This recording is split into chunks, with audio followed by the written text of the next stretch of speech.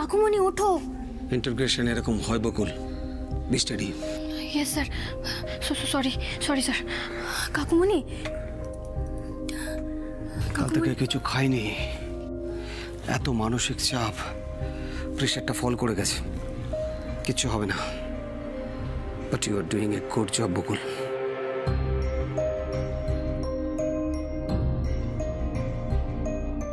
কাকুমণি, কাকুমণি ওঠো।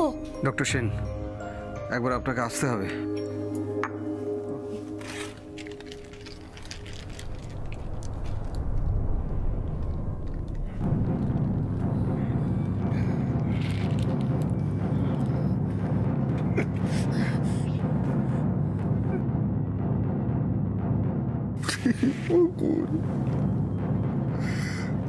ওটা আমার চোখের সামনে থেকে তুমি সরাও।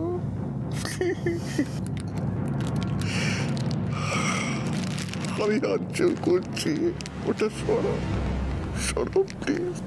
আমি তো কোর্টের কাছে সব সত্যি স্বীকার করে দিয়েছি। আর কি জানতে চাও আমার কাছ থেকে? আমরা সত্যিটা জানতে চাই কাকুমণি। এটাই সত্যি,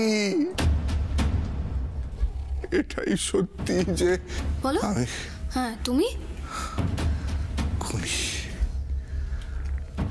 আমি খুনি বকুল।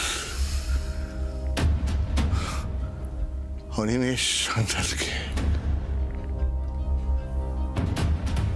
তোমার বাবাকে আমি খুন করেছি, মাঝ রাস্তায় মেরেছি। মেরে তারপর তারপর তারপর তারপর বলো বলো বলো। ফিরে পালিয়ে গেছিলাম। গুলি করেছিলে? আমি গুলি করেছি। আর আমি যদি বলি এই বন্দুকটা থেকে সেদিন কোনো গুলি চলেইনি?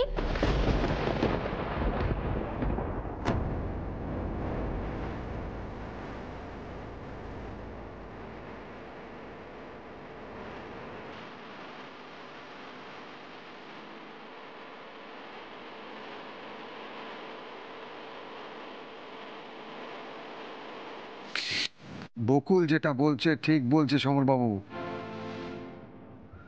ম্যাগাজিনে 15টা গুলি অক্ষত আছে। কি করে সম্ভব? আমার পিস্তল থেকে গুলি চলেনি? কি বলছেন? আমি বাড়িনি। তাহলে অনিমেষ সান্যালকে কে গুলি করলো? এই প্রশ্নটা তো আমাদের আপনাকে করা উচিত মিস্টার সমর রায়।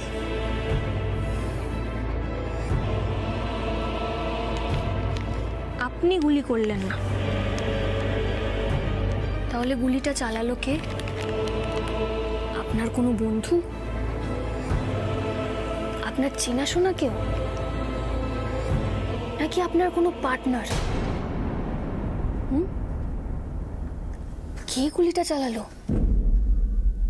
বলুন বলুন বলুন, আপনার পার্টনারের নামটা কি বলুন? বলুন মিস্টার সমর রায়। চুপ করে থাকবেন না মিস্টার সমর রায়। কে গুলি চালালো তার নামটা বলুন। কে গুলি চালালো অনিমেষ সান্যালকে? কে খুন করলো বলুন, চুপ করে থাকবেন না। স্যার, স্যার তাড়াতাড়ি আসুন, ওদিকে একটা সাংঘাতিক ঘটনা ঘটে গেছে স্যার।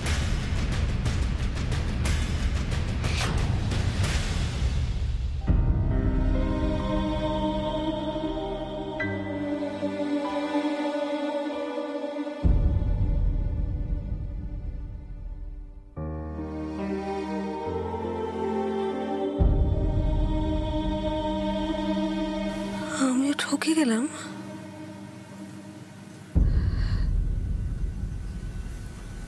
আমিও,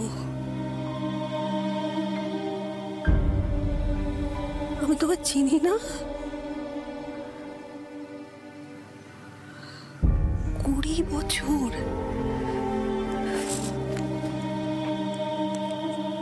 20টা বছর আমি বুঝতে পারিনি তোমায়। হ্যাঁ গো, তুমি পারো এটা করতে, পারো? মা, একটু কিছু খেয়ে নাও তো। এসব ভালো লাগছে না, জোর করো না প্লিজ।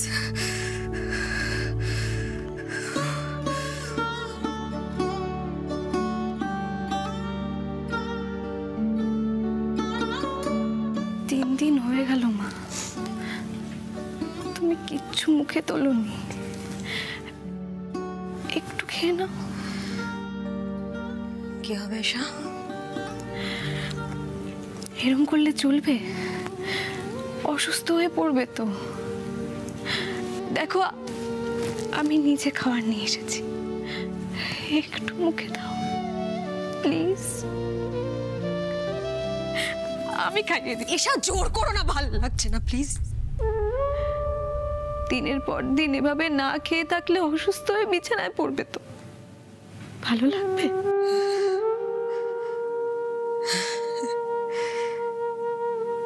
অসুস্থ? আমি তো এখন রোজ প্রত্যেকটা মুহূর্ত নিজের মৃত্যু কামনা করছি। মা, আর পারছি না এসা, আর পারছি না। সারাটা জীবন মাথা উঁচু করে বেঁচেছি, সবার চোখের দিকে চোখ রেখে বেঁচেছি। আর চোখে চোখ রেখে কথা বলা তো দূরের কথা, দু হাতে মুখ ঢাকলেও আমার লজ্জা লুকোচ্ছে না। একে বাঁচা বলে? বাহ, খুব ভালো। তোমরা কেউ আমার কথা ভাবছো না? না, বাবা তো ভাবেই নি, তুমিও ভাবছো না। আচ্ছা, আমি কি পাপ করেছি বলো তো? আমাকে কেন এত শাস্তি পেতে হচ্ছে? বাবা তো আমাকে ঠকালো, আর এখন কোর্টে সত্যি কথা বলে লক আপে বসে সাজা পাওয়ার অপেক্ষা করছে, মৃত্যুদণ্ড চেয়েছে। আর তুমি যাওয়ার আগে আমাকে একটু বিষ দিয়ে যাবে মা?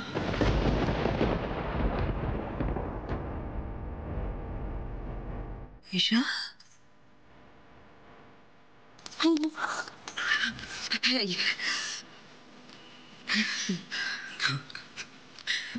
মা, বাবার কষ্টটা আমি সামলে নিয়েছি, তোমার কিছু হলে পারবো না সামলাতে। তোমার কিছু হলে আমি সামলাতে পারবো না মা, পারবো না। কি ব্যাপার মন্টু, এত প্যানিক করছো কেন? স্যার, ওই বাইপাসের ধারে জোড়া মন্দির এলাকায় বিভৎস গন্ডগোল হয়েছে স্যার। ঠিক আছে, মাথা ঠান্ডা করো, কি হয়েছে ভালো করে বলো। স্যার, দুটো দলের মধ্যে ব্যাপক বোমাবাজি হয়েছে স্যার। একটা দলে দুজন মারা গেছে, আর বেশ কিছু সাধারণ মানুষ গুরুতরভাবে জখম হয়েছে। সাংঘাতিক কাণ্ড স্যার। স্যার, লোকাল লোক খেপে গেছে, কিন্তু স্যার ওখানকার স্থানীয় লোকজন একটা দলের একজনকে ধরে আটকে রেখেছে। এখন ভয় হচ্ছে স্যার, সবাই মিলে না মেরে ওই লোকটাকে মেরে ফেলে। বকুল, তুমি গাড়ি বার করতে বলো, আর ফোর্স রেডি করো। এক্ষুনি একটা অ্যাম্বুলেন্সে ফোন করো, যারা ইনজিওর হয়েছে তাদেরকে হাসপাতালে নিয়ে যাওয়ার ব্যবস্থা করো। যাও। Yes sir. মন্টু, তুমি থানাতেই থাকবে, সমরবাবুর কাছাকাছি থাকবে। যদি ওনার সাথে কেউ দেখা করতে আসে তাকে দেখা করতে দেবে না। আমি ফিরে না আসা পর্যন্ত এই দায়িত্বটা পালন করবে, রাইট? Okay sir. গো। গাড়ি আর ফোর্স বলে দিয়েছি স্যার, আর অ্যাম্বুলেন্সও ফোন করে দিয়েছি। ওকে।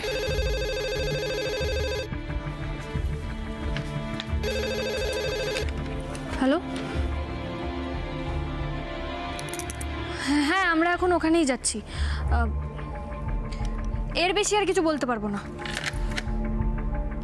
স্যার।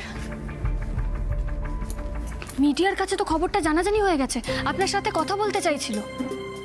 তার মানে এই ঘটনাটা খুব গুরুতর ঘটনা। দেরি না করে আমাদের বেরোতে হবে, চলো।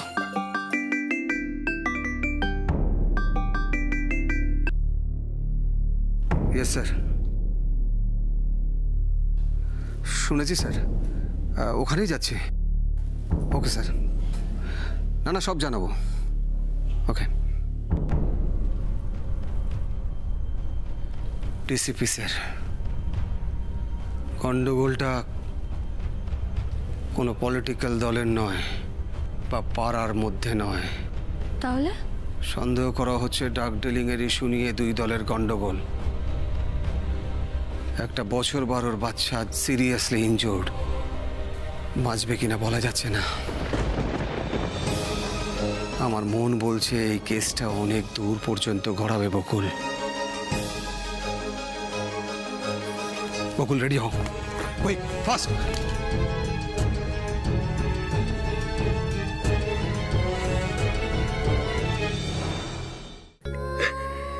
তুই না একটা বোকা মেয়ে,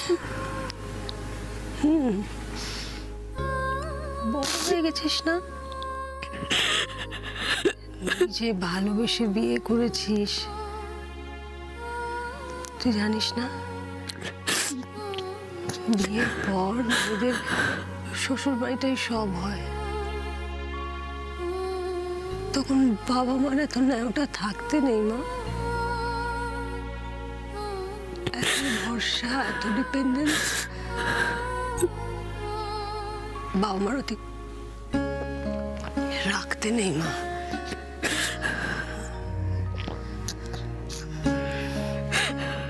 একটা বড় বদল আসে তার মনে, সেটাকে মন থেকে গ্রহণ করতে হয়। তুইও চেষ্টা করে দেখ না, ঠিক পারবি। মা, আমি তোমাকে ছেড়ে থাকতে পারবো না মা, আমি চেষ্টাও করতে চাই না।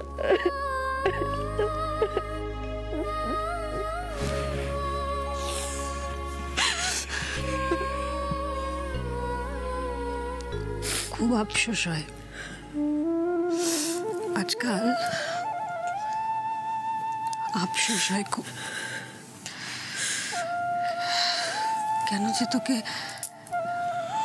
বিয়ের পর আমাদের সঙ্গে বাড়িতে আটকে রাখলাম, আর 5টা মেয়ের মতন শ্বশুর বাড়ি চলে গেলেই তো ভালো হতো। যেতিস দীপের সঙ্গে, থাকতিস ওর বাড়িতে।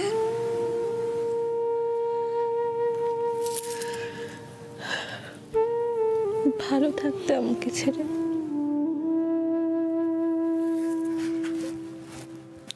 খুব কষ্ট হতো, সবারই তো হয়, আমাদেরও হতো।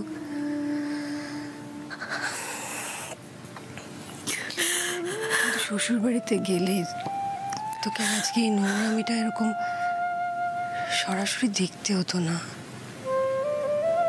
কে জানে, দূরে থাকলে তোর বাবা খুনি, এটা মানতে হয়তো একটু কম কষ্ট হতো।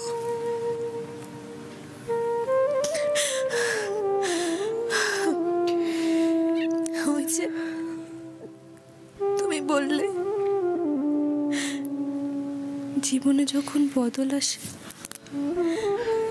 তখন মন থেকে ওই বদলটাকে আপন করে নিতে হয়।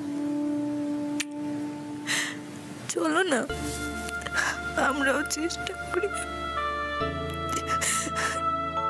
সত্যটাকে মেনে নিতে।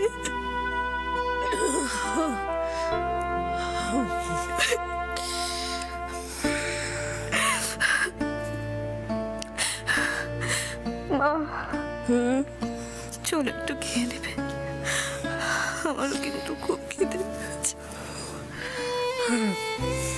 চলো এসো।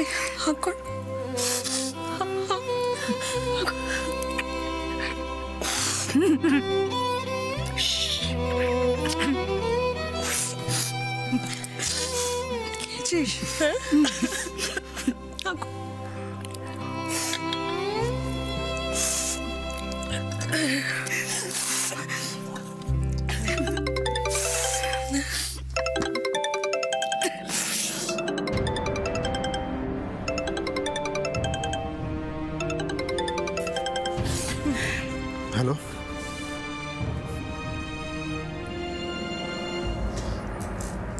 না এই ব্যাপারে আমরা কোনো কথা বলতে চাই না। প্লিজ ফোন করে ডিস্টার্ব করবেন না।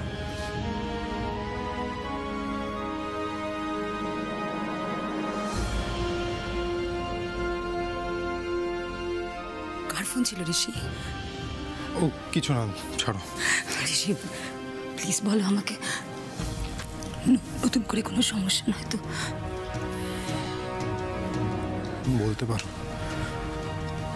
মিডিয়ায় খবরটা ছড়িয়ে গেছে। মিডিয়া জানতে চাইছে কাকুমনির এই কেসে আমাদের মতামত কি আছে।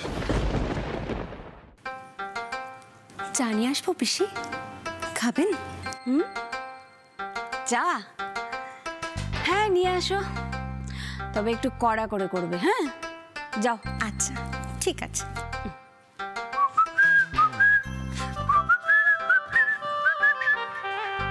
আপনি চা খাবেন? কুণালদা, পিসির জন্য করছি। না আমি খাবো না, তুমি পিসির জন্যই করো। ওকে শোনো মিলি, দেখো তোমাকে এখানে হায়ার করে আনা হয়েছে শুধুমাত্র পিসির কথা ভেবে, ঠিক আছে? তাই পিসি যা বলবে ইনস্ট্যান্ট সেটা পালন করবে। ওকে? আচ্ছা, আপনি একদম চিন্তা করবেন না কুণালদা, আমাকে যে কাজের জন্য এখানে আনা হয়েছে সেটা একদম ঠিক ঠিক পালন করব। গুড।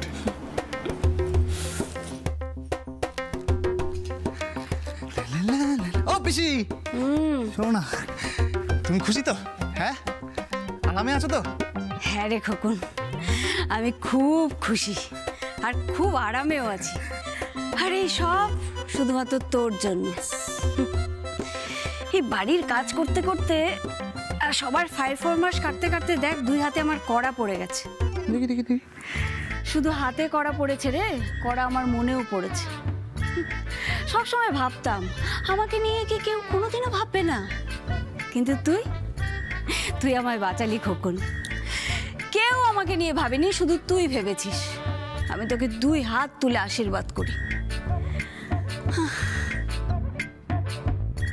আশীর্বাদ করো পিসি, আশীর্বাদ করো। আমার পকেট যেন দিন দিন গরম হয়।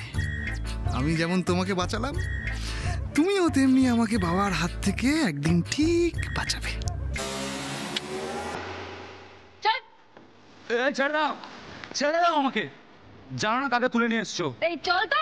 এই যে কনস্টেবল, বেশি বাড়াবাড়ি করলে না তোমাকে শুধু তোমার এই থানা উড়িয়ে দেবো।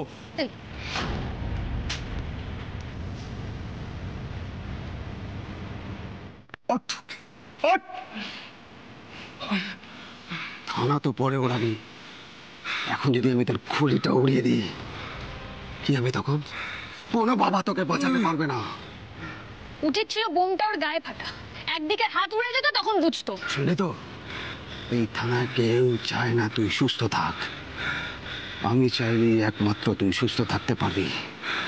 বল, ভালো ভালো বল, কে ছিল, কে কে ছিল তোর সাথে, কে ছিল তোর পিছনে, কে তোদের গ্যাং লিডার? বল। বলবো না, কিছু বলবো না, যা করার করে নি।